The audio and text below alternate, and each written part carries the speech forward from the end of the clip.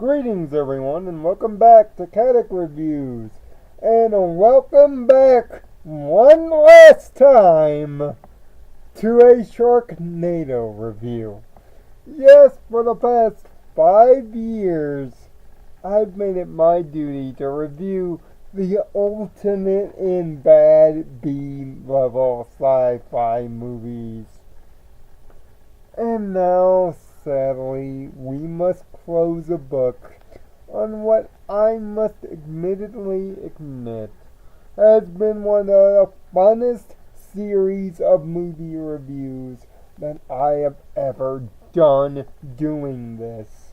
In over the 200 Kadic reviews, these 5 are, without fail, the funnest that I've done. Not because it's a matter of quality, these movies aren't. Not because they're a matter of technical brilliance, which these movies aren't. They are the antithesis of what a movie should be: pure, unacquitted, entertainment. That is escapism. That makes you forget about everything that it is. That's what the Sharknado movies are. And it's sad that this is it. For Iron Ziering, for all the cast and crew, for Tara Reid, for Vivica Fox, for them all, this is the last ride. And for the 6th Sharknado film, yes, there have been 6 of these things. What's the gimmick? Well, the gimmick is the one gimmick you pull when you have no gimmicks left to pull. Time travel. That's right, Finn Shepard and his band of tornado shark hunting bandits are hopping through time, trying to prevent all Sharknadoes from even becoming a thing. Now, of course, if you watched the 5th Sharknado film, you would already know that it's the gimmick scene that ended with a wide open Back to the Future reference. And there are plenty of these here. Starting, of course, from prehistoric times, working its way through the medieval period, from the Revolutionary War of the Americas to the 1960s, all the way to a far-flung alternate future, and ironically, right back to the first scene and the first setting of the first movie itself. The last Sharknado, It's About Time, and yes, that's the title of this thing is a bunch of time motifs with shark tornadoes. As Finn and gang run into historical or not so historical figures such as Merlin and Billy the Kid, while running into their own distant family relatives. Now, of course, family has always been an underpinning of the Sharknado series, as well as Finn Shepard's kind of tunnel vision, must get the job done to save everyone attitude. And even the gang itself has had enough chasing these tornadoes.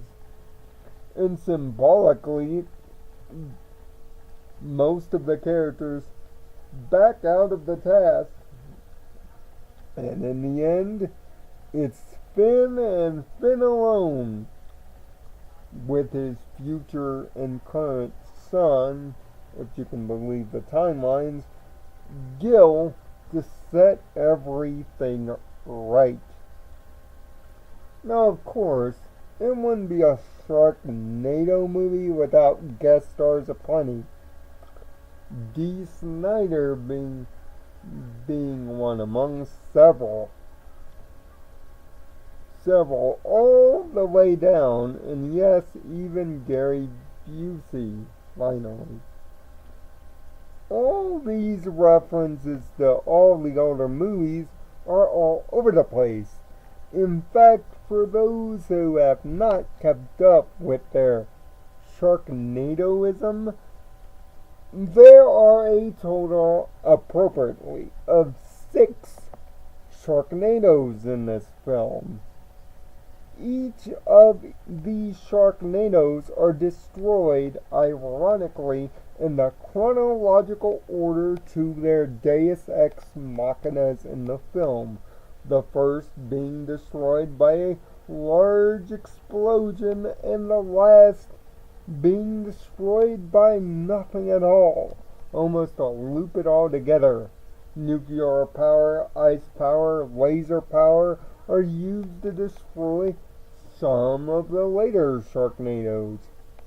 But staying true to its Back to the Future obviously inspired technique, the time travel device, called ironically a flux capacitor, can only be activated at the magical 88 miles an hour. And if you're a Back to the Future fan, this will put a grin on your face. Each time they hop from each time period, the way of time travel reversal gets more absurd. On the back of a pterodactyl, to a catapult, to a Revolutionary War stagecoach powered by Benjamin Franklin's electric kite, all the way down to even stealing the time train motif from Back to the Future 3. Each one and each Sharknado gets more and more absurd with each passing one. And of course, it's all about gory, if not ironically funny, body count. And of course, like every Sharknado, it's played seriously. But you just can't do it. And that's the way you need to interpret not only this film, but every one of the films. If you come into a Sharknado film with logic and a brain, and generally thinking about how this could work as a script or a concept or a thought, or how the acting could be done better, you're doing it wrong. It's all bad on purpose. And that's the brilliance of it. You can clearly tell, especially at this point, they're just throwing everything at the wall and seeing if it sticks. And the cast is just having fun with it, with a one last ride.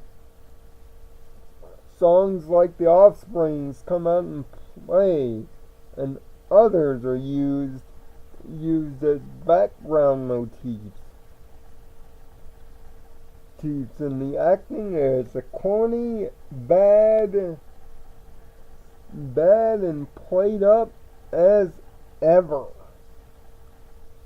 with every character in perfect role and plenty of callbacks through the history of the films to tie it all together, even at the end of the film itself, bringing it all the way back to the first bar in which the Sharknado franchise began to close the door out, with a speech from Finn talking about moving away from the bar and starting a new life and a new beginning, with everyone alive, because, well, shoot, there doesn't need to be a reason, it just is, like these entire movies are. And that's what makes them fun. They just are what they are. They don't submit, they don't change, they just are the same thing. They're fun, sci-fi romps. They're not supposed to be great or 10 out of 10s. They're more like 3s, and that's personable. But the sadness and the irony of it is the final speech, although talking to the characters in the scene, are more directed at us, the audience. How through 6 of these crazy things, we have watched these characters get eaten. We have watched these characters die. We've watched them triumph and chainsaw and do all kinds of crazy things in and out of space. And we treated it like we wanted it. Sure, Sharknado 6, much like its predecessor, doesn't come in with the Twitter destroying, you must watch this flyer of all the others. It's fizzled out and died. But for people like me that have stayed with the films, even when they stopped being funny, or even at some points watchable, it's all endearing because of effort. It's all endearing because this cast wanted to make it, put it together, and deliver it every single year to give us a dose of fun at the end of our summers with such a ridiculous premise as a tornado powered with sharks. It's so uniquely and richly and so basic sci-fi that I, for one, love it. And I, for one, will miss doing these reviews every year. It's one of the only reasons I still know that the Sci-Fi Channel is a channel to be watched. And I'll miss it. I'll miss just how dumb this is. Because for a person of my intelligence, and I value that intelligence especially, for a person that often gets on this mic and tries to bring logic and sense to the things he reviews, to try to make it all make sense and try to discover why, Sharknado has never been one of those things. Sharknado has always been a review that I can go in without using my brain, or without caring, or without breaking out the mental pad. There's 6 movies that I can enjoy for just that. Being movies. And that's the greatest reward of all. And I know I might be one of the few on the internet that will say it or even believe it, but God darn it, I'm gonna miss it. I'm gonna miss this stuff. It's a movie series I never thought I needed, and I'm gonna miss it. So for all the good times, for all the silliness, for all the memories, and for allowing me to enjoy movies again, if only smally, Sharknado as a series won't get a rating at all. It just can't. As much as I would like to. But for formality's sake, Sharknado, or the last Sharknado, It's About Time gets a 5 out of 10. A surprisingly bad movie series ends on its greatest and most ridiculous note, even if it ends up being a little average. And you can tell that the ideas are gone. For one last time, I implore you, just have fun with it. Movies are not about cinematic universes or complicated logic. They're about having fun and not thinking. And that's exactly what this series was. And I'm gonna go find peace in my own nirvana. But I'll be darned if I don't miss the fun. Until or if we meet again, Finn Shepherd. Godspeed. See you next time.